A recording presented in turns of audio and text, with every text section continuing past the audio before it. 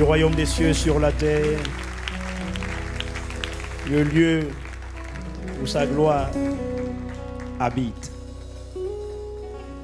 Bienvenue à chacun d'entre nous. Amen. Et vous asseoir dans sa présence.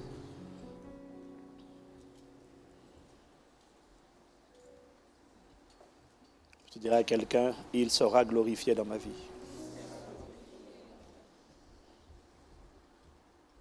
Dis à ton corps, il sera glorifié dans ma vie.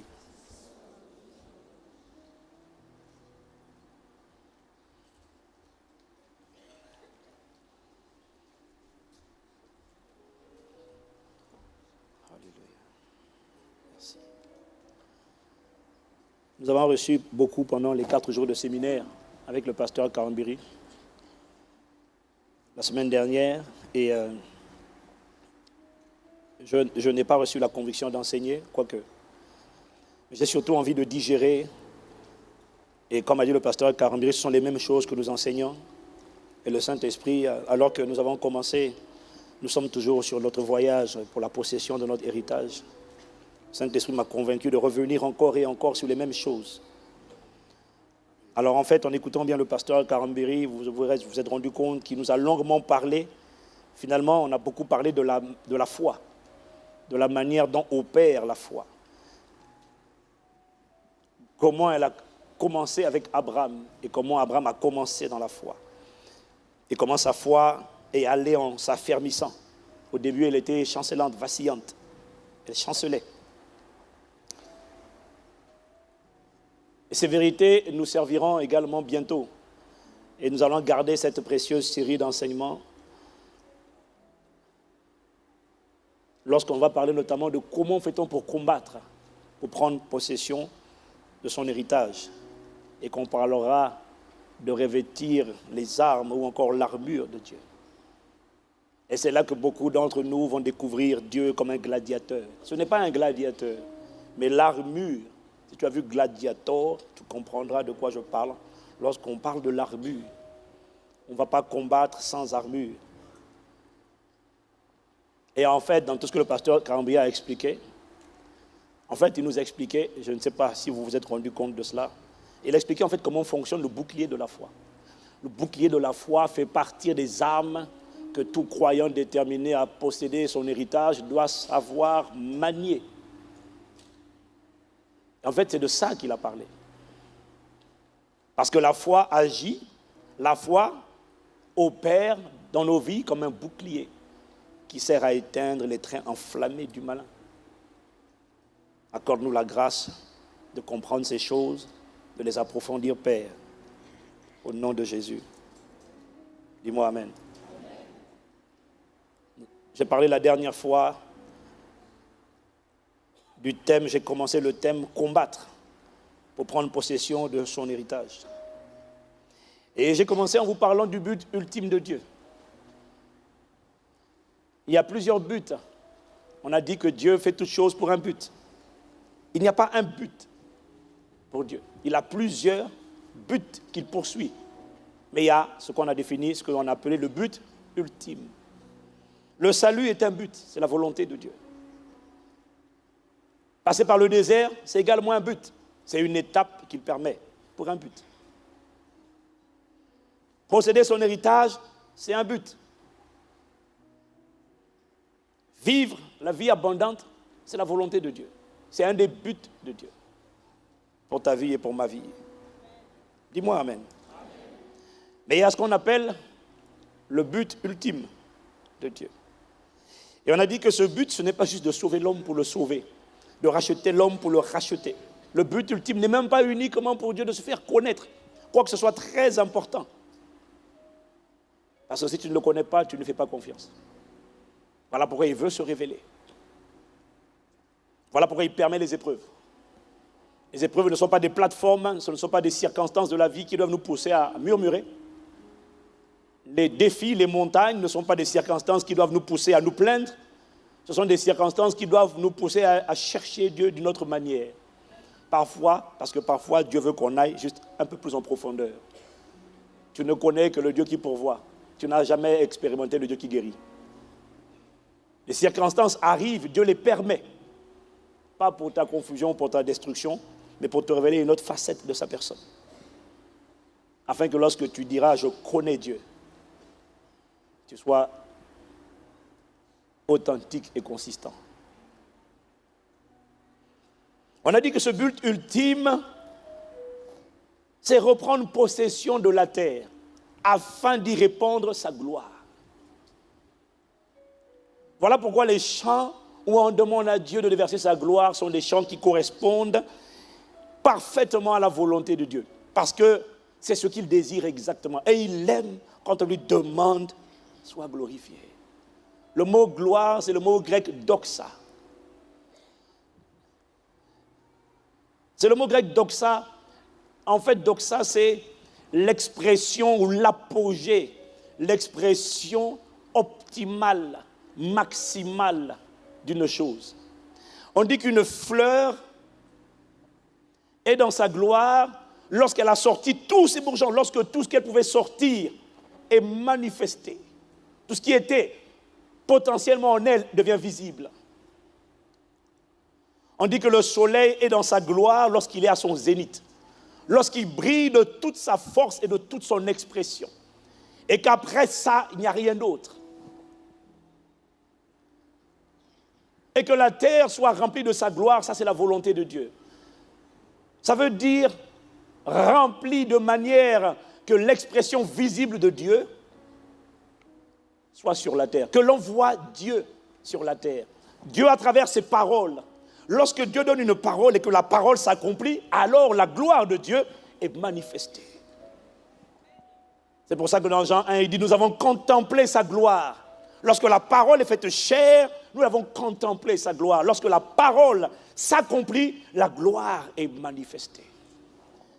La gloire de Dieu, c'est l'expression de Dieu, de sa nature, de son caractère, de sa culture, de ses lois, de ses valeurs. Lorsque ces lois, ces valeurs, son système de pensée remplit toutes les sphères d'influence de la société, son éclat, sa beauté, sa perfection, lorsque tout ce qu'il est devient visible, alors on dit que la gloire de Dieu est manifestée. Lorsqu'il y a guérison, la gloire est manifestée. La gloire de Dieu, c'est l'expression de Dieu visible à son maximum, à son apogée. Et la Bible dit que sa gloire remplira la terre. La crainte de l'Éternel envahira la terre. Ne te fie pas à ce que tu vois aujourd'hui. La gloire de Dieu sera manifestée sur toute la terre. La férocité. Quand tu vas dans le livre d'Ésaïe, Ésaïe 60, 59, 60, 61, il t'explique que viendra le temps lorsque la gloire de Dieu remplira la terre. La férocité des animaux disparaîtra. Le loup et l'agneau paîtront ensemble. Plus de maladies, plus d'affliction, plus de confusion, plus de tourments. Il ne se fera ni tort ni dommage sur ma montagne sainte, dit l'Éternel.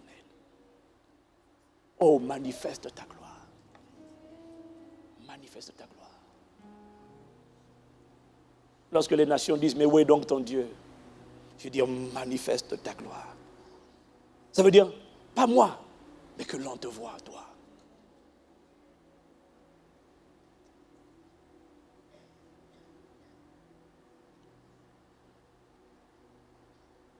C'est ce qui bat dans le cœur de Dieu.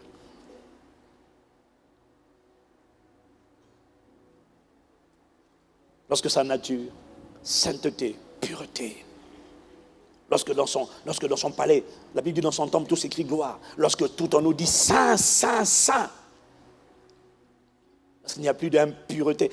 La gloire de Dieu est en train d'envahir ta vie. Elle envahit ton cœur. Lorsque tout en toi commence à trembler devant la présence de Dieu. Pas un tremblement de peur, mais un tremblement de révérence et de respect.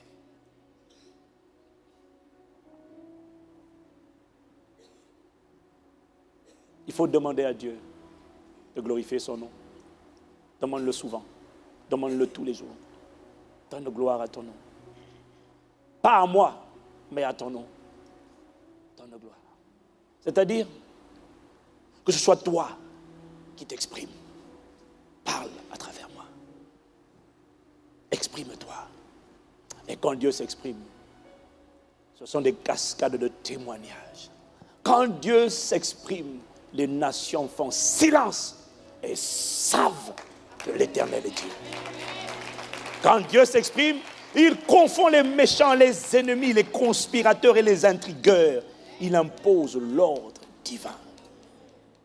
Seigneur, manifeste ta gloire. La gloire met l'accent sur lui, sur tout ce qu'il est. Lorsque sa volonté s'accomplit, c'est sa gloire qui est manifestée. Dis avec moi, sois glorifié.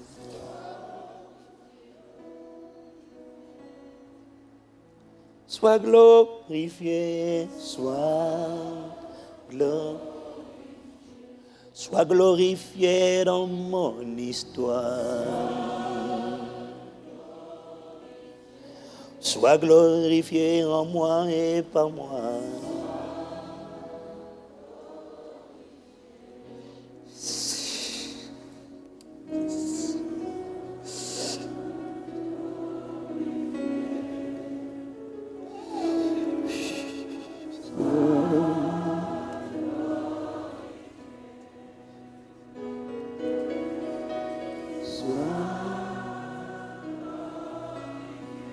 Pourquoi les nations diraient-elles, mais où est donc leur Dieu?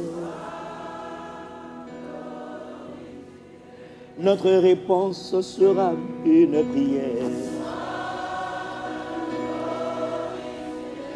Ma réponse sera une prière, soit gloire.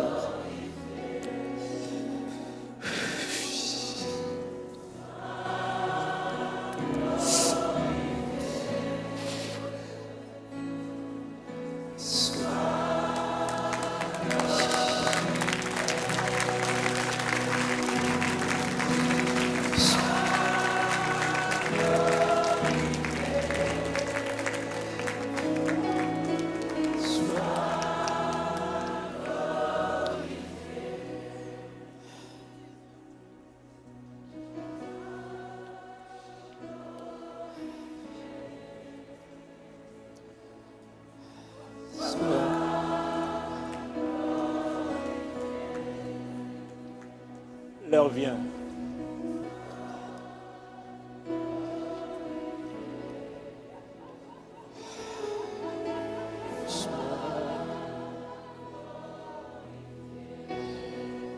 Il annonce de grandes choses. Sans qu'on ne touche, les malades seront guéris. Sans qu'on ne touche, les fardeaux seront ôtés.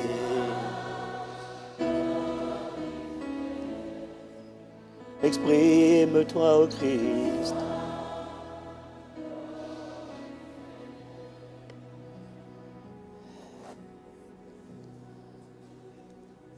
La pensée de Dieu concernant l'homme n'a jamais changé depuis Genèse 1, verset 28. Dieu n'a jamais changé de plan. Il n'a jamais changé d'intention, de but pour lequel il nous a créés. Avec l'homme, Dieu entendait coloniser la terre. C'est l'expression de cette prière qui dit que ta volonté soit faite sur terre comme au ciel. Et il voulait le faire avec l'homme. Il n'a jamais changé de plan, de pensée. Verset 28, Dieu les bénit. Et Dieu leur dit, soyez féconds, multipliez, remplissez la terre, l'assujettissez et dominez sur les poissons de la mer, sur les oiseaux du ciel et sur tout animal qui se meut sur la terre. Cette pensée de Dieu n'a jamais été interrompue. Pardon, n'a jamais changé. Elle a été interrompue lorsque le premier homme, Adam, et toute sa race ont péché. Et quand ils ont péché, ils ont perdu le mandat de la domination. Adam et toute sa race ne sont plus en mesure d'assujettir et de dominer. Vous le trouvez dans Genèse 9, verset 1. Lorsque Dieu a rempli de nouveau, lorsque Dieu a envoyé le déluge, il a recommencé avec la race de Noé et ses enfants. Dieu bénit Noé et ses fils et leur dit, soyez féconds, multipliez et remplissez la terre. Il a enlevé, assujettissez et dominé.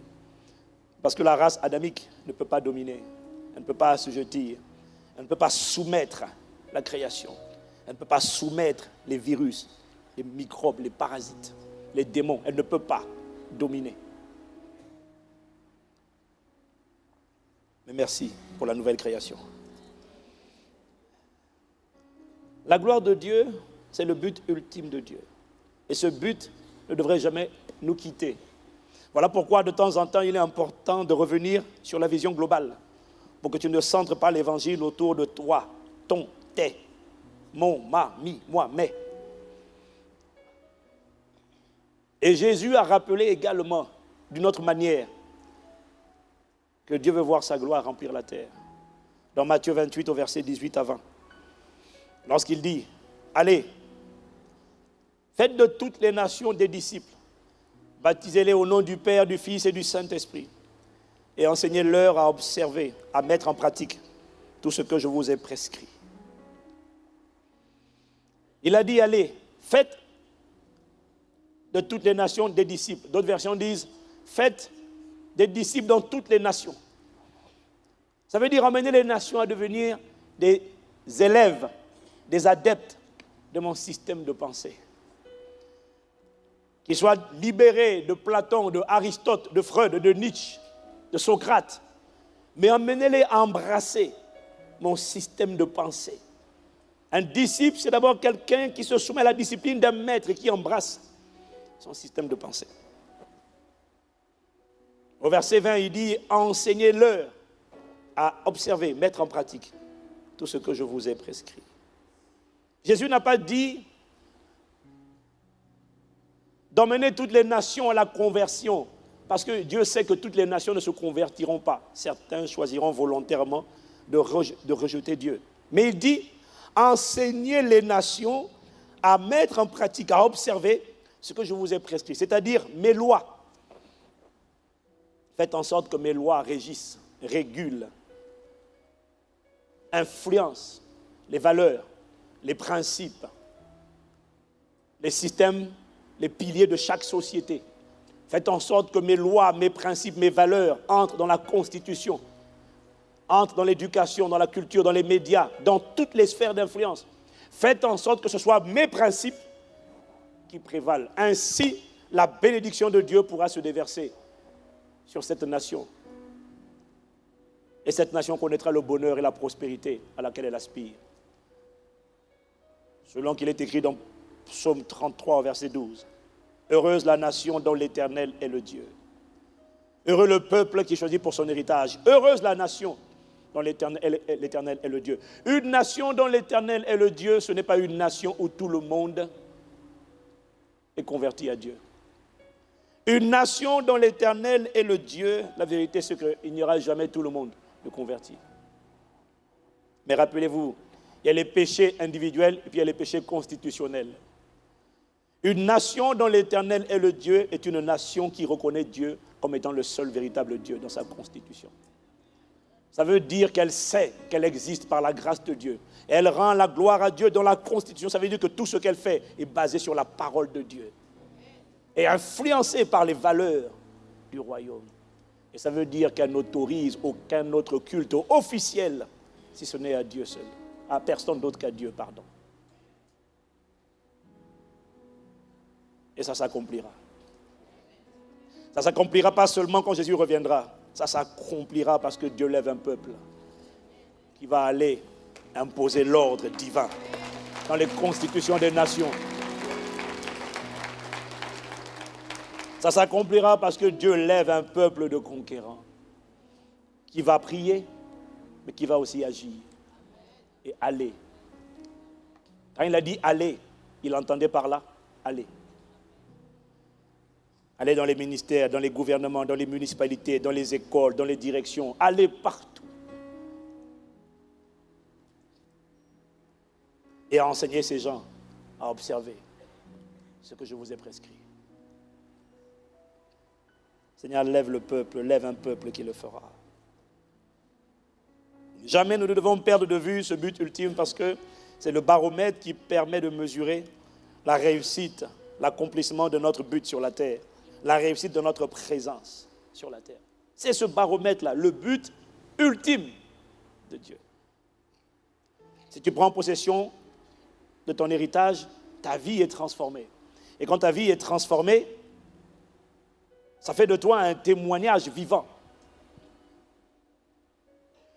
Ça montre que la parole de Dieu est vraie. Parce que lorsqu'un peuple prend possession de son héritage, et dans cet héritage, il y a la puissance, il y a l'autorité, il y a la vie divine. Lorsqu'un peuple prend possession de son héritage et qu'il commence à opérer dans cette dimension de la guérison, de la délivrance, de la faveur, la distinction divine. Lorsqu'un peuple opère dans cette dimension, il prouve à la création que lorsque Jésus a dit « Voici les miracles qui accompagneront ceux qui auront cru en mon nom », ils chasseront les démons, ils parleront. Il est en train de montrer que ce que Jésus a dit était vrai. Ce n'était pas une utopie. Lorsqu'un peuple manifeste l'héritage, il rend gloire à Dieu parce qu'il atteste que Dieu a dit vrai. Je déclare que nous posséderons tous notre héritage au nom de Jésus. Et c'est très bien d'atteindre cette dimension. Mais ce n'est pas le but ultime néanmoins. Parce que ce n'est pas le but ultime. Le but ultime, c'est que ton témoignage serve au témoignage de Dieu. C'est lorsque ma transformation fait de moi un agent de transformation. C'est lorsque je suis libéré pour devenir un libérateur des multitudes, un destructeur des jougs et des fardeaux pesants. Lorsque je suis changé pour devenir un agent de changement. C'est seulement là, lorsque ce que Dieu a fait en moi commence à bénéficier aux autres, c'est là que je suis en train de contribuer à travailler avec Dieu à l'expansion de son règne dans ma génération. Il ne faut pas que l'héritage serve à toi seul. Il faut qu'il serve à conquérir et à libérer les autres. Dis-moi amen. C'est le travail de Dieu à temps plein. Son travail à temps plein, c'est la conquête. C'est un conquérant. Mais le Saint-Esprit a insisté pour que je reste. Parce qu'on a dit qu'avant de combattre, il faut d'abord, il faut mûrir, c'est la condition préalable. Avant d'aller combattre, il faut mûrir, il faut atteindre la maturité. Et le Saint-Esprit voulait ce matin que il veut que je reste encore dessus. Parce qu'il m'a donné la conviction, le témoignage de ce que plusieurs n'ont pas encore résolu, n'ont pas encore décidé de mûrir, parce qu'ils veulent rester encore attachés aux désirs et aux passions de la chair, ces impuretés, ces immoralités, ces vols, ces mensonges, ces calomnies, ces tromperies, ces envies, ces jalousies. Il y en a, ces colères. Il y en a qui n'ont pas résolument déterminé de crucifier leur chair et de rééduquer leur âme. Mais qui attendent qu'on passe à la suite, qu'on parle de conquérir. Il a insisté pour que je revienne encore dessus. Et en fait, j'ai envie de te supplier de prendre la résolution de changer, de laisser Dieu te transformer. J'ai envie de te supplier de laisser Dieu transformer ta vie. Et il ne peut pas transformer ta vie sans ta permission. C'est toi qui dois prendre la décision de crucifier la chair et de discipliner ton âme. Mais il y a beaucoup, certains, qui n'ont pas pris cette résolution. Et officiellement, ils se dédouanent en se disant « Non, c'est parce que je suis trop faible. Ce péché est trop fort. Il me tient de l'intérieur. » Frère, c'est faux, tu n'es pas trop faible. Ma soeur, c'est faux, tu n'es pas trop faible. C'est un mensonge qui vient de l'enfer. La Bible dit, ceux qui sont à Christ ont crucifié la chair avec ses passions et ses désirs. Ça veut dire que Dieu l'a déjà fait. Tout ce que tu as à faire, c'est de l'accepter et de crier à Dieu pour qu'il mette en toi une sainte colère contre ce péché. Je te l'ai dit, tu ne peux pas combattre quelque chose que tu hais. La vérité, c'est que tu ne détestes pas ces choses. Tu les aimes. Un monsieur m'a envoyé un mail qui m'a énervé. Il me dit, je suis serviteur de Dieu, je suis serviteur de Dieu, mais les gens ne connaissent pas ma vie. Je suis un mari infidèle. Et là, il y a la petite sœur. Il y a la petite sœur de ma femme qui est à la maison. J'ai commencé à lui faire des attouchements. Aidez-moi. Je suis faible. Je dis, frère, je lui ai répondu, je dis, arrête immédiatement de toucher cette fille. Arrête immédiatement. Je lui ai dit, sinon, c'est mon onction à distance qui va tomber sur toi. Je te dis, arrête. Tu n'es pas trop faible. Parce que si on te mettait un pistolet sous la tempe, on te disait, touche là encore. Juste un poil. Tu ne toucherais pas. Donc, arrête de dire que tu es faible. Ce n'est pas que tu n'es pas faible. Tu n'es pas faible. On a tous. Non, je dis tu n'es pas trop faible. On peut être faible. Mais quand on est faible, on côtoie des gens forts, on s'appuie sur le Dieu fort et Dieu fortifie lorsque tu es sincère.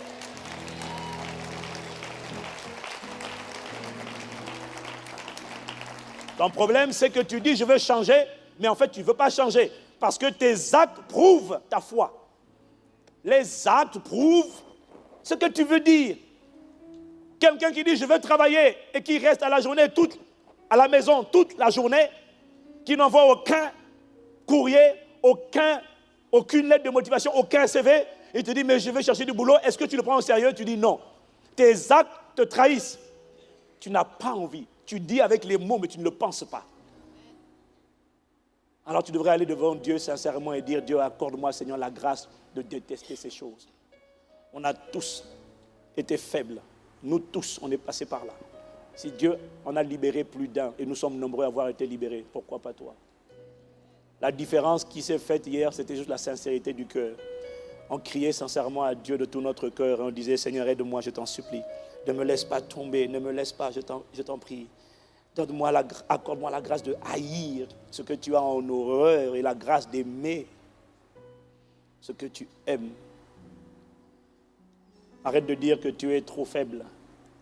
Tu n'es pas trop faible. La puissance de Dieu en toi est capable et elle est suffisante pour t'aider à changer. Il produit en toi le vouloir et le faire selon son bon plaisir, mais à condition que tu sois sincère. Ce matin, j'ai envie de te supplier d'être sincère avec Dieu. De mûrir, de prendre la résolution de mûrir, de laisser ces choses du passé derrière toi. Parce que si dans un environnement comme Impact Centre Chrétien, avec la présence de Dieu que tu constates, avec la parole de Dieu, des différents orateurs, enseignants qui transpirent, qui rament et qui triment, qui jeûnent et qui prient sans cesse pour offrir une parole qui sort droit du cœur de Dieu, du trône de la grâce. Si dans un environnement comme celui-là, depuis le temps que tu es là, que tu es connecté, tu ne changes pas, ce n'est plus un problème de puissance de Dieu, ça veut juste dire que tu as décidé de ne pas changer. Tu as fait un choix. Je te supplie de changer. Je te supplie de changer.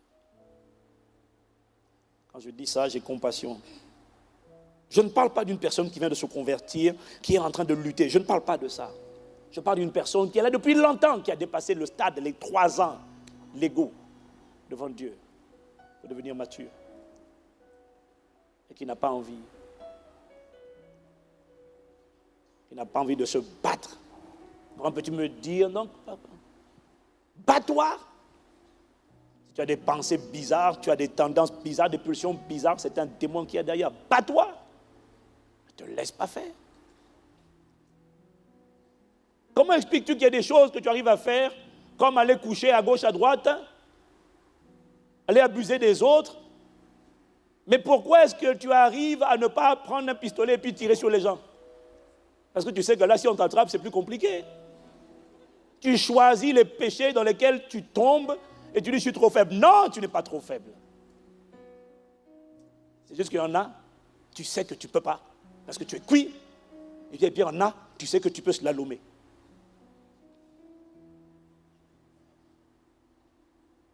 Et tu t'accordes le don de la grâce de te repentir. Mûrir, mon frère, je t'en supplie. Mûrir signifie que tu as réussi à dompter ton pire ennemi, la chair. Comparez la génération Josué et la génération Moïse. Ce sont deux générations distinctes.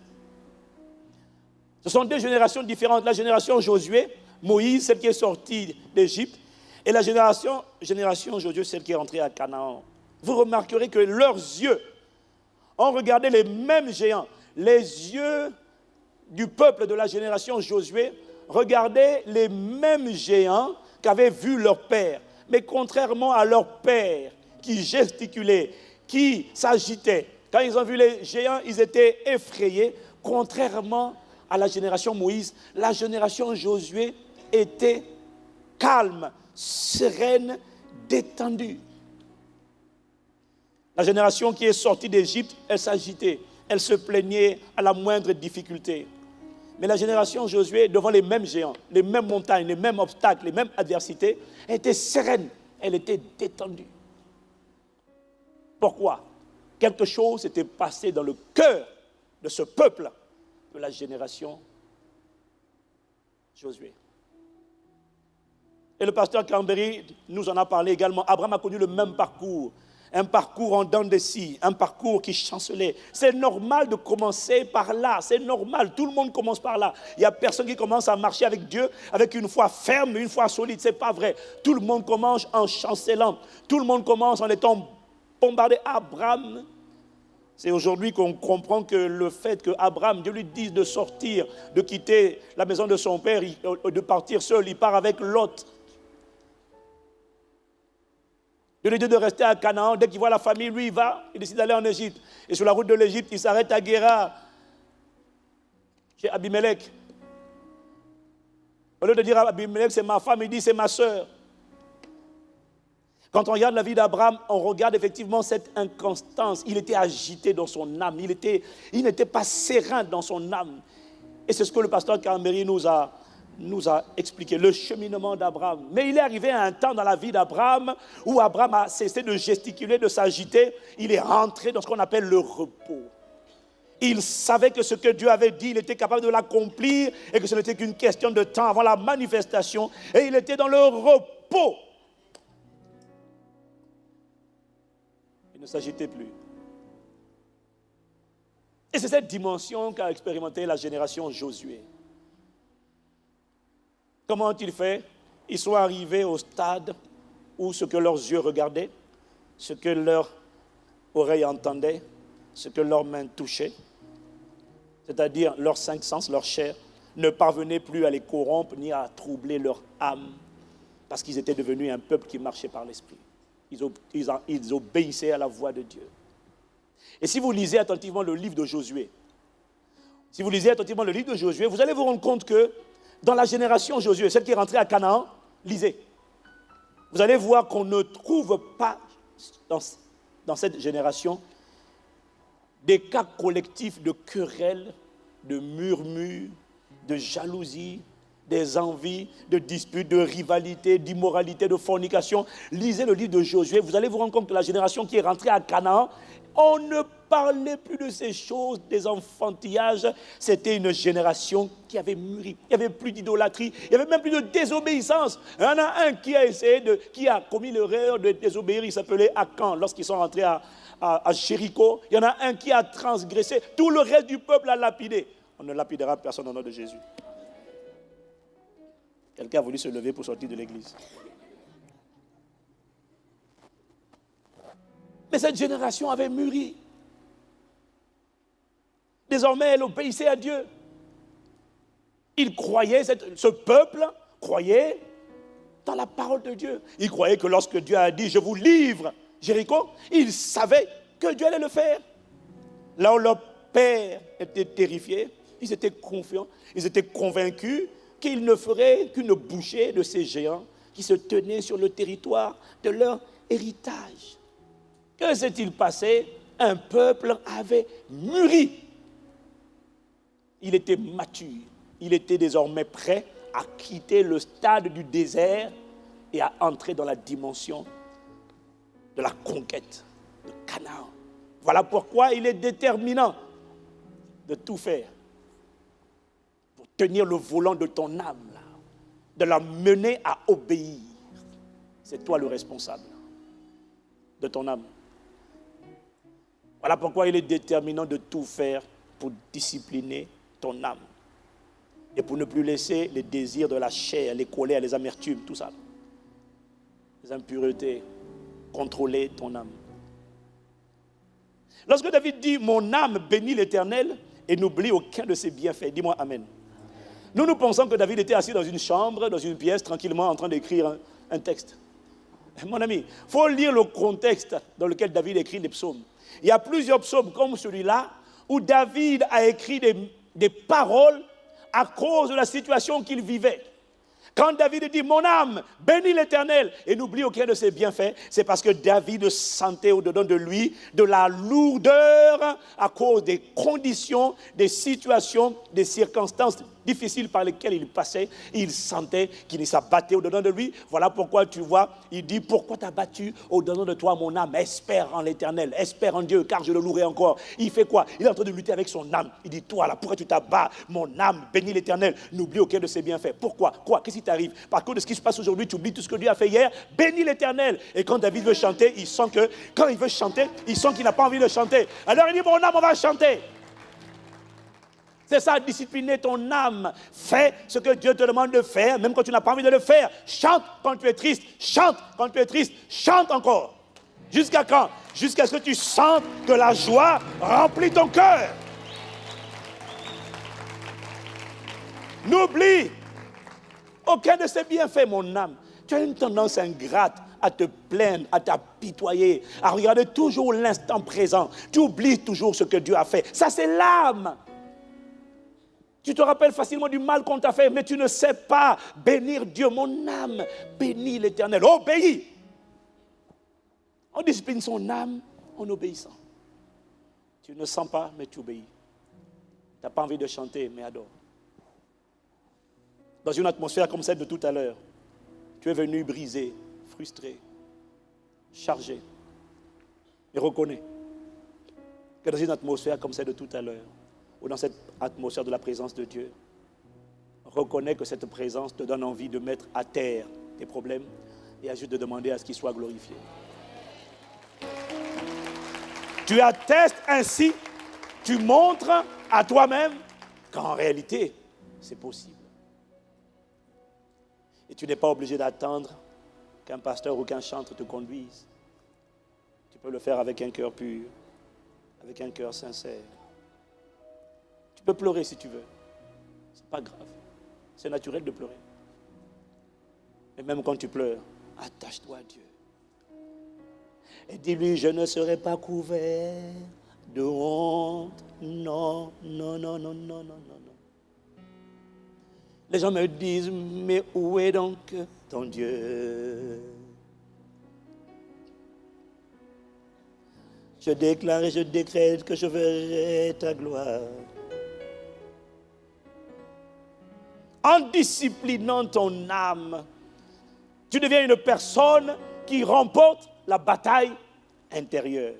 Le combat le plus difficile de tous les êtres humains, c'est le combat intérieur. Voilà pourquoi le titre de mon message, c'est « Triomphe à l'intérieur avant de triompher à l'extérieur ». Lorsque tu parviens au stade où tu es capable de discipliner cette âme, de l'emmener à faire ce que Dieu dit de faire, que tu aies envie ou tu n'aies pas envie, fais des offrandes, que tu aies envie ou tu n'aies pas envie, honore ton père et ta mère, quoi qu'il ait fait, honore-le, que tu aies envie ou pas envie, fais-le. Que tu aies envie ou pas envie, aime. Prie pour celui qui t'a fait du mal. Bénis ceux qui te maudissent, que tu aies envie ou pas envie. Celui qui fait ça est en train de dire à son âme, viens ici, tu vas voir. Je parlerai du bien de cette personne. Et quand tu as parlé en mal de cette personne à quelqu'un d'autre, Rappelle la personne à qui tu as parlé en mal. Dis-lui, j'ai parlé en mal de tel frère ou de telle sœur. Je retire mes paroles. C'est quelqu'un de bien. C'est comme ça qu'on discipline son âme. Et quand tu verras ça, tu sentiras que la joie, tu sentiras que tu deviens de plus en plus léger, souple. En fait, tu vas sentir que de plus en plus tu expérimentes ce qu'on appelle le repos. Ton âme est apaisée. Parce que ton âme est tourmentée lorsque la chair, avec ses passions, jalousie, amertume, tout ça là, lorsque ton âme est bombardée. Obéir à Dieu, obéir aux lois du royaume, contribue à apporter la paix et le repos à ton âme. Lorsque tu décides de crucifier la chair et de marcher par l'esprit, tu neutralises la taupe, le traître, l'agent infiltré qui travaille pour le gouvernement ennemi, appelé la chair.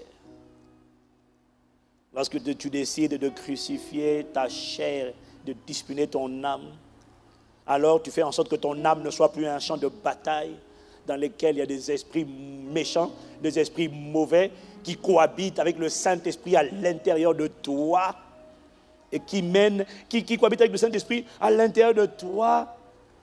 Le rejet occupe une place, le Saint-Esprit occupe une place et il se partage le trône du cœur. La culpabilité, la convoitise, l'immoralité, l'impureté occupent une place et le Saint-Esprit occupe une petite place et les démons de l'enfer se moquent du Saint-Esprit qui est en toi en disant on va cohabiter ensemble. Tu ne seras pas tout son trésor. On va partager. C'est une injure envers la prééminence de Dieu.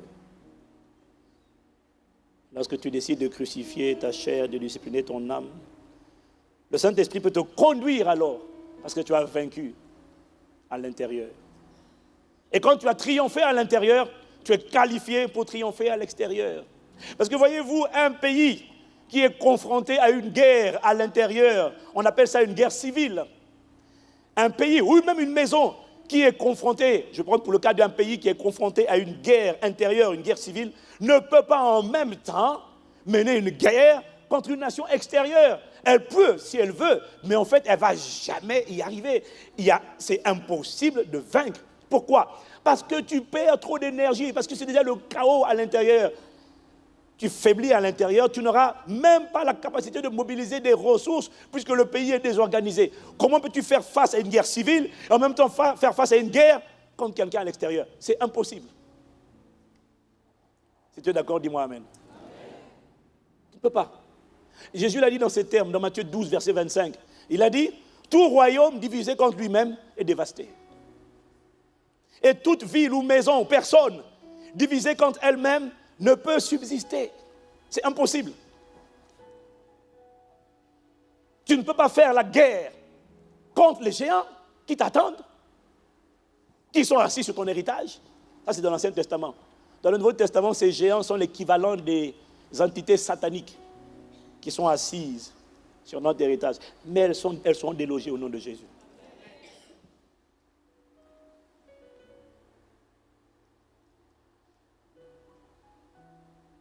Tu ne peux pas faire une guerre extérieure quand tu es confronté déjà à une guerre intérieure. Voilà pourquoi, avant de conquérir, avant de combattre, avant de travailler avec Dieu, il faut discipliner ton âme. Il faut mûrir. Dis-moi amen. Tous les croyants, tous les chrétiens qui ont voulu en découdre avec les géants, c'est-à-dire les adversaires extérieurs, je te dis bien tous les chrétiens, qui ont voulu en découdre avec les entités sataniques. Les géants quand tu vois dans l'Ancien Testament là, n'étaient qu'une ombre des entités sataniques, parce que notre combat n'est pas contre la chair et le sang. Dis-moi amen. Les géants dont on parle là, ce sont des entités dont Paul parle, on verra ça, les dominations, Arcas, Exousia, autorité, Cosmos, Kratopas, prince des mondes des ténèbres, les esprits méchants dans les lieux célestes, Pneumatica Ponerias. 4 types d'entités qui sont assises sur l'héritage des esprits d'infirmité, des esprits de sorcellerie, des esprits de sabotage, des esprits d'intimidation. Il y a toutes sortes d'adversités. Toutes sortes de démons qui sont assis sur l'héritage de beaucoup d'entre nous. Est-ce que quelqu'un me suit?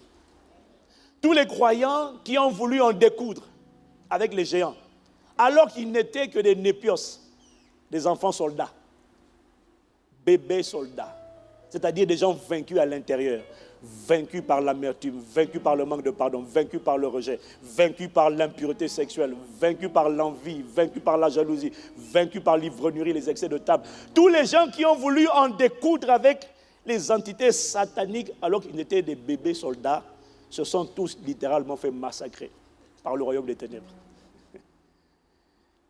Toutes les églises qui se sont officiellement autoproclamées spécialistes du combat spirituel, toutes les églises, je dis bien toutes, parce qu'il y a des églises qui te disent, nous, on n'est pas une église, nous, on est un ministère du combat spirituel.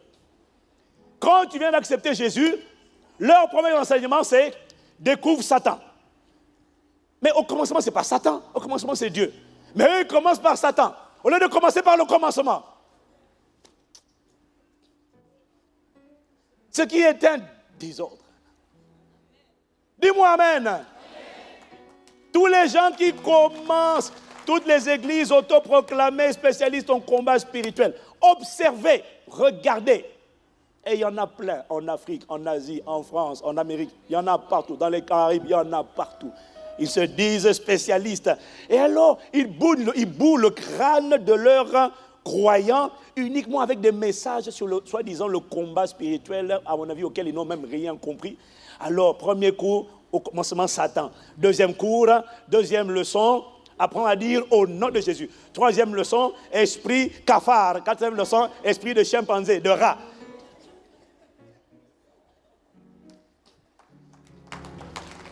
Toutes les églises qui ont fait de ça leur spécialité sont des églises, observez, dans lesquelles Satan fait un carnage, dans lesquelles il détruit plus de vies que Dieu n'a la possibilité même de construire des vies.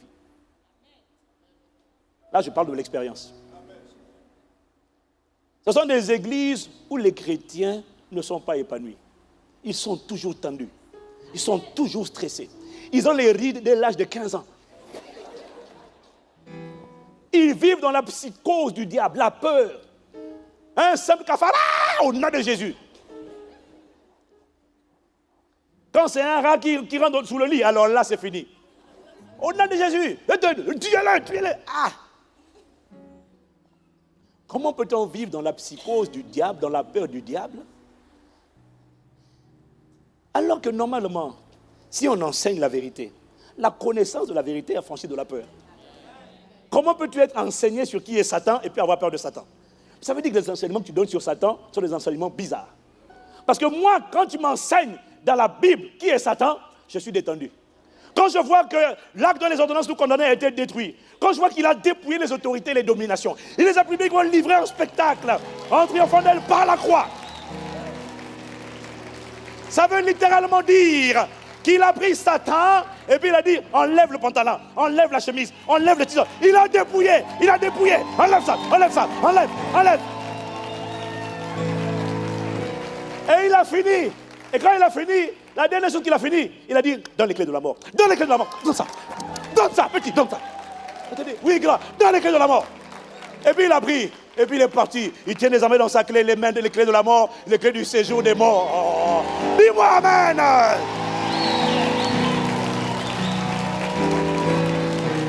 Quand tu comprends ça, et que tu as affaire à un démon, même à un sorcier, je ne comprends pas. Les gens qui viennent de ce genre d'église te disent, c'est un sorcier. Je ne dis pas bonjour. Je ne peux pas dormir à côté d'un sorcier. Mais comment donc tu peux pas dormir à côté d'un sorcier? C'est là qu'il faut dormir, au contraire. Mais dis-moi amen. C'est là qu'il faut dormir. Et il a peur. Il a peur qu'un sorcier fasse des incantations contre lui. Ça veut dire qu'il croit que les incantations peuvent marcher. Oh, Dieu a dit dans sa parole, l'enchantement ne peut rien contre Jacob, ni la divination contre Israël. Ça ne peut pas marcher. Car vous êtes morts et votre vie est cachée avec Christ en Dieu. Et lorsque Christ, votre vie, paraîtra, alors vous paraîtrez aussi avec lui dans la gloire.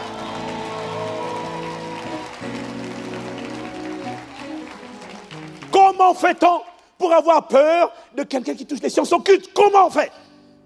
Comment on fait? Comment? Comment peux-tu avoir peur quand on voûte, mon Dieu? Comment? C'est une abomination. Dieu est écœuré. Et on appelle ça église. Ça n'a rien d'église. Le problème, c'est que tout le monde peut mettre devant la porte de chez lui église. Mais Dieu n'est pas dedans.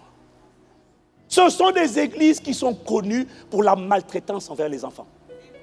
Parce que dès qu'un enfant a 5 ans, qu'est-ce que l'enfant a fait? Il y a des héritages physiques, comme des maladies, puis il y a des héritages spirituels.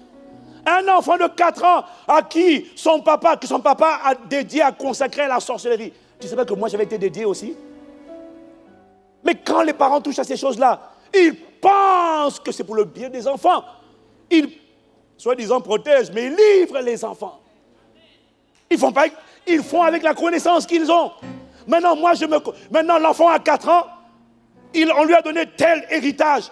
Mais est-ce qu'il a choisi? Non. Et toi, tu prends l'enfant et tu veux massacrer l'enfant, on punit l'enfant, on va le faire jeûner pendant 21 jours, pendant 40 jours, on va le frapper, on va le laisser affamer. Alors que c'est un enfant. Tu es un criminel, pasteur criminel, maman pasteur criminel. Vous devez être envoyé à la CPI. À la CPI. Dis-moi amen. Passez ce message à la télé. Envoyez ces faux pasteurs à la CPI.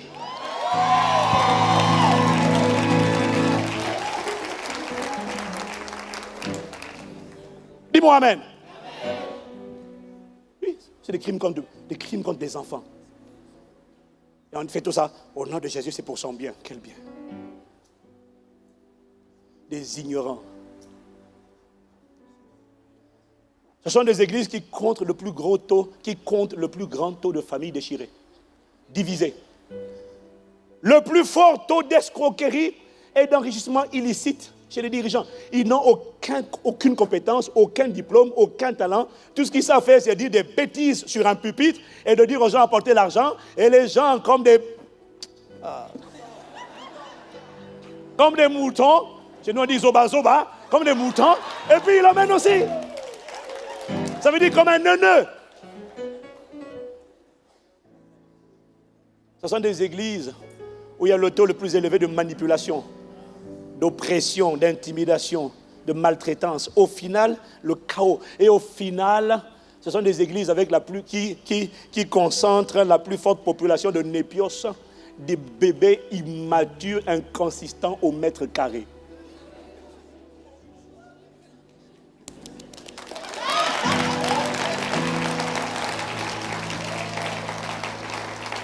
Passez-moi ce message au Cameroun, au Congo, RDC, dans tous les pays. Aux Antilles, passez le message. Que quelqu'un me dise un mot, amen. T'inquiète pas, il n'y en a pas qu'en Afrique, ils sont partout, ils sont nombreux ici aussi. Ils sont même en Asie, ils sont partout. Des ignorants qui prennent la Bible et qui te disent Jésus était illettré. En fait, parce que lui-même, il ne sait pas lire. Alors il dit, dans sa prédication, il dit Jésus était illettré. Et la foule dit Amen. Et personne n'a réfléchi en se disant, mais s'il était illettré, comment a-t-il fait pour ce jour-là venir ouvrir le livre d'Ésaïe et de lire? Comment il a fait? Dans Luc chapitre 4, la Bible dit, Jésus vient, il ouvrit les livres d'Ésaïe, et puis il a lu, aujourd'hui, il dit, l'Esprit du Seigneur est sur moi, car il m'a... Ouais. Comment Jésus a fait pour lire s'il était illettré? Et un mercenaire, un brigand, qui se fait appeler pasteur, dit des conneries comme ça, et les gens acclament.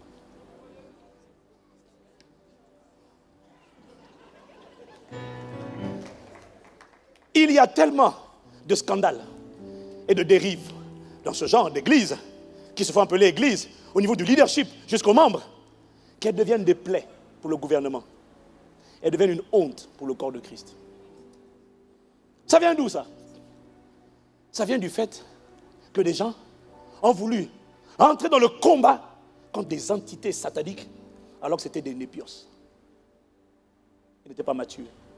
Ils n'étaient même pas délivrés eux-mêmes de la convoitise, de la cupidité, de la manipulation. Et ils ont voulu les combattre. Mais Satan dit, viens. Satan ne fait qu'une bouchée de ce genre de chrétiens et d'églises. Les démons se régalent avec les chrétiens qui veulent les combattre alors qu'ils sont eux-mêmes des népios. Les démons se régalent. Pour eux, c'est du pain béni. Mais attends, comment peut-on combattre un adversaire qui a plein de taupes, de traites, d'agents infiltrés dans ta maison? Comment tu combats quelqu'un alors qu'il a plein d'agents infiltrés chez toi? Comment tu fais pour gagner? Et les taupes dont je parle, ce sont les démons avec lesquels tu es en communion et qui ont accès à toi quand ils veulent, parce que tu pratiques leurs œuvres. Derrière l'impureté sexuelle, il y a un esprit d'impureté. Derrière la pratique du mensonge, il y a un esprit de mensonge qui finit par s'installer dans ta vie. Il y a un esprit d'amertume. Derrière ces jalousies, ces envies, ces critiques, ces calomnies, il y a un esprit d'amertume à la base. Derrière ces rages de colère, il y a un esprit d'infirmité, de colère. Comment tu fais pour combattre quand tu es déjà vaincu à l'intérieur? Voilà pourquoi Jésus dit dans Jean 14, verset 30, « Le prince de ce monde vient, mais il n'a rien en moi. Satan vient, mais en moi, il n'y a rien. Je ne suis pas une piste d'atterrissage pour un démon. Mon âme est dans le repos. Elle a été restaurée. Elle est attachée à Dieu. Mon âme bénit l'Éternel. » Désolé.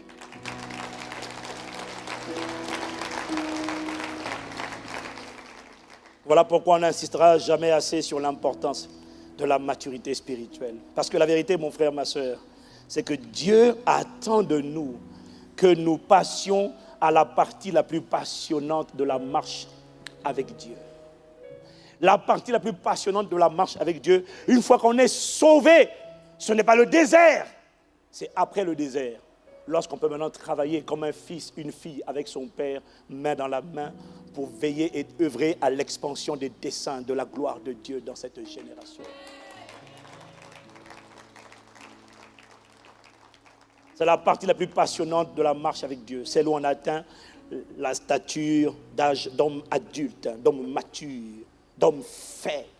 C'est là que la marche avec Dieu devient excitante et passionnante, parce que c'est là qu'on peut commencer à écrire l'histoire avec le Saint-Esprit. Le livre d'Actes des Apôtres se finit en pointillé. Le livre d'Actes des Apôtres n'a jamais été fini d'être écrit. Le livre d'Actes des Apôtres est encore appelé par les théologiens acte ou encore accomplissement du Saint-Esprit.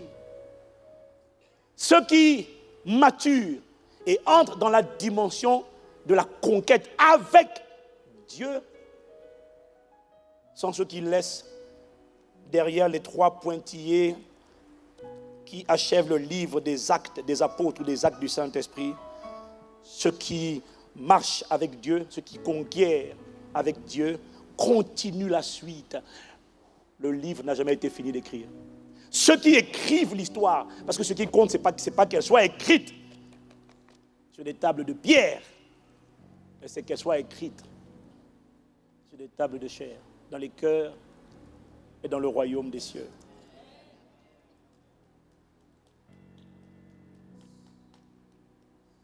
De nouveaux chapitres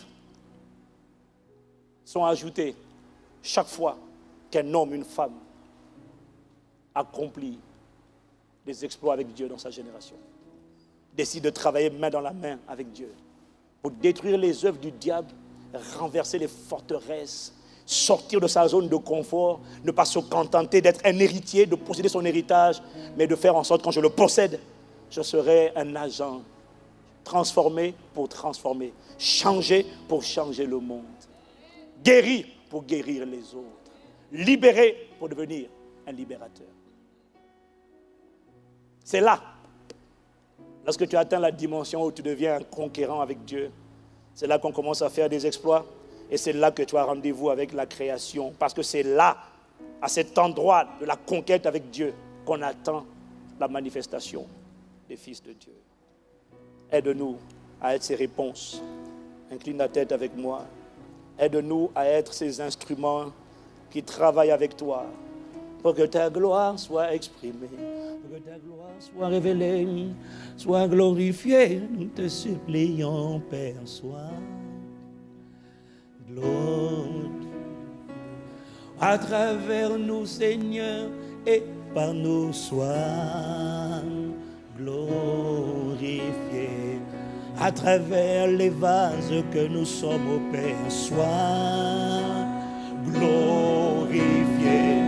À travers les vases que nous sommes, sois glorifié. Sers-toi de moi pour écrire une histoire nouvelle. Sois glorifié. Sers-toi de moi, je t'en supplie, tendre Père, sois glorifié.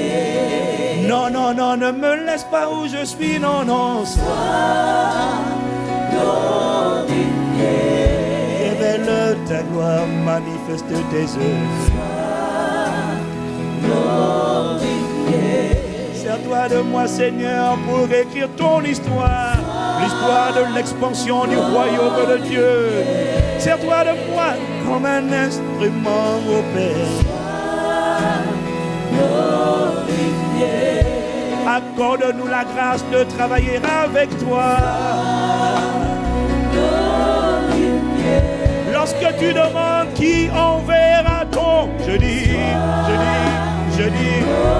me voici.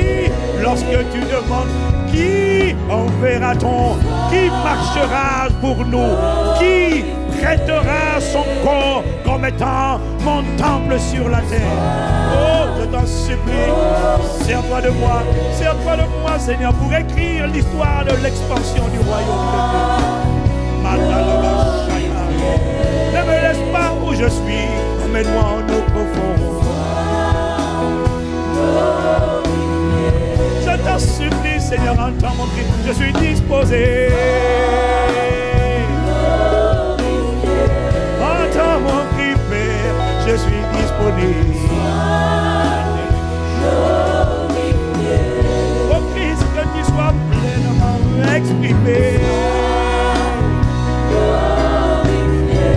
Que Christ, ta gloire remplisse la terre. Je t'en supplie, Seigneur, tel que je suis, me voici. Sois glorifié en moi et par moi. Sois glorifié dans l'église, nous te supplions. Les machalabat et l'amour. Pas de cohabitation avec les esprits méchants. Non, dans ton église, il faut que tu sois le seul adoré, le seul élevé, le seul avec lequel nous avons une communion. Sois glorifié dans nos vies et dans nos familles, dans nos foyers, dans notre postérité. Sois glorifié dans nos travaux, dans nos entreprises, dans nos ministères, dans nos responsabilités et dans nos décisions, dans nos choix, dans nos voies. Sois glorifié en nous, sur nous et par nous.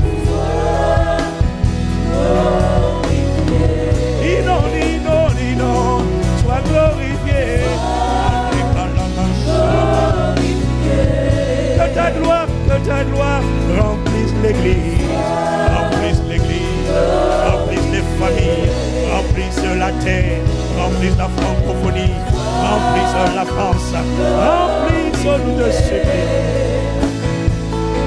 Et dans ta main,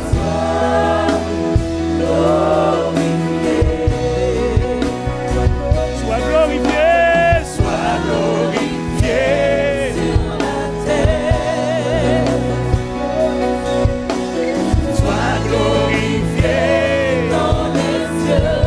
Sois glorifié dans les cieux et dans ton temple, dans ton temple. J'aime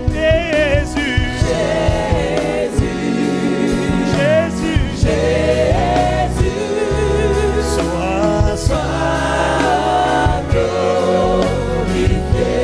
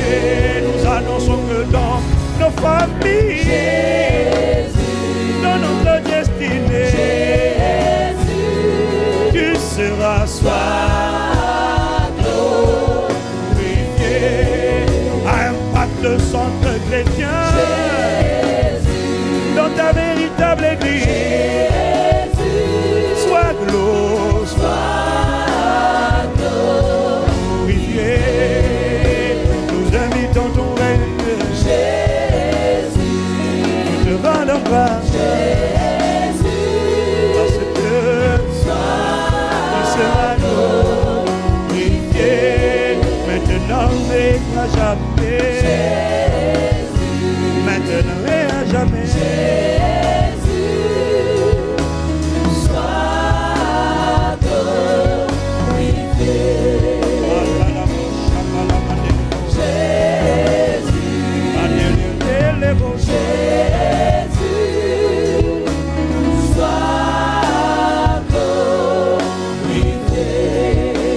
Glorifié dans nos vies, maintenant et à jamais. Tu seras glorifié. Jésus, Jésus,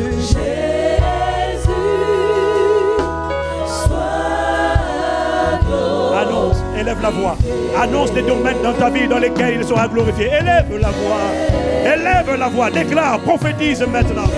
Je verrai éclater ta gloire dans ma santé. Annonce-le. Annonce-le. Jésus, je te vois glorifié.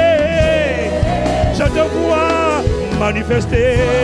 Je vois ta gloire éclater sur mon histoire et sur mon témoignage. Jésus, je te vois glorifié. Mandelebo shakalalama, lekapandele katalia la masaya, mandele kotona masikalamaya, les mandelebo dans la santé de mes enfants, dans mes entreprises. Je ne verrai pas la honte ni la confusion, parce que le Seigneur est mon rocher, le Seigneur est ma bannière, ma forteresse, mon libérateur. Je ne verrai pas la destruction, non, non, non. Tu es mon rocher.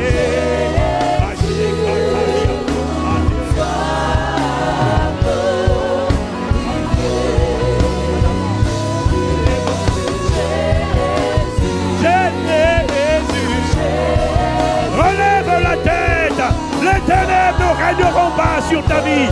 Relève la tête avec espoir, avec gratitude.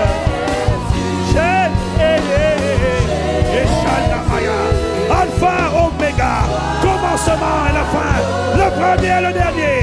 Je vais éclater ta gloire.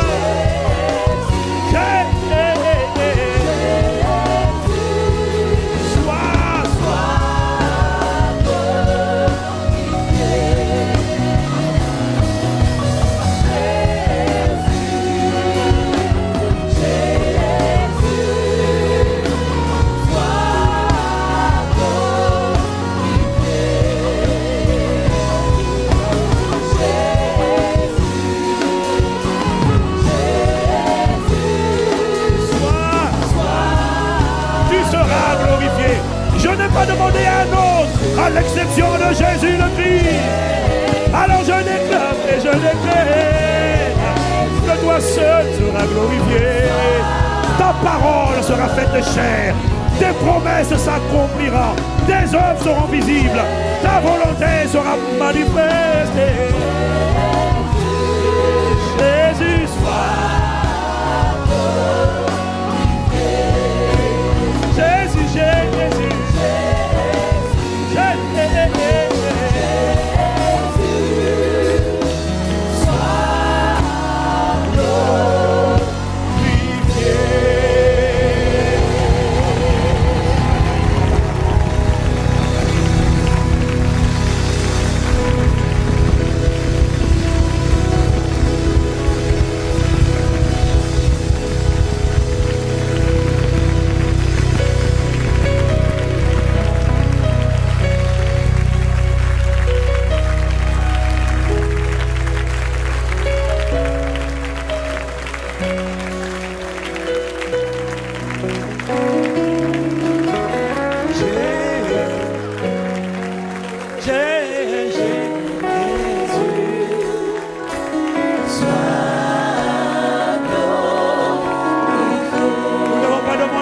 Je sois moi glorifié, non. Je n'ai pas demandé ma gloire, mais j'ai demandé ta gloire. pas mon intérêt personnel, mais je parle de toi. Et je demande que tu sois tout ce que tu es, ta sagesse, ton intelligence, ta force, ta puissance, ta vigueur, ta nature, ton caractère, ton système de pensée, visible, exprimé, visible dans ma génération, Jésus.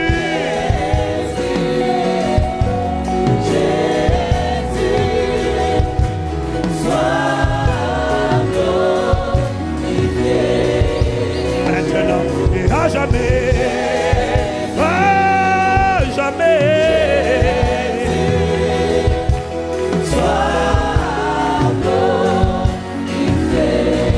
C'est toi que nous demandons, c'est toi seul que nous implorons. Sur la terre, dans nos vies, dans nos familles, dans nos foyers, dans nos destinées. Et dans notre témoignage,